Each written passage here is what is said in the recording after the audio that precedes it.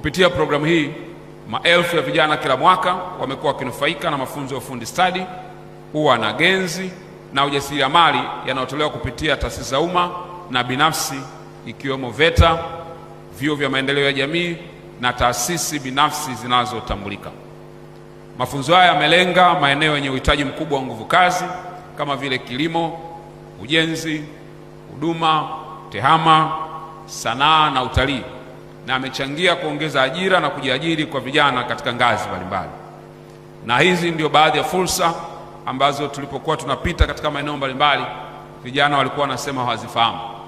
Na kupitia majukwaa haya Vijana Platform, tunahitaji kila kijana aweze kujua fursa inayopatikana iliyotolewa na serikali na zile zinazopatikana katika sekta binafsi ili aweze kuitumia wakati wote anapohitaji.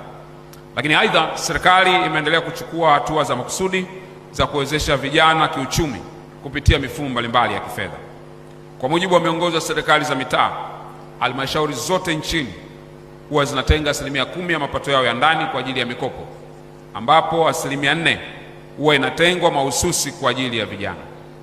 Kupitia utaratibu huu, kwa mwaka 2024-2025, jumla ya mikopo yenye thamani ya bilioni 36.64 ilitolewa kwa vikundi 2827 vya vijana, ambapo vijana wengi wamewezeshwa kupata mikopo isiyo na riba kwa ajili ya kuanzisha na kuendeleza shughuli za kiuchumi katika sekta mbalimbali ikiwemo kilimo, biashara, ufugaji na usindikaji wa huduma.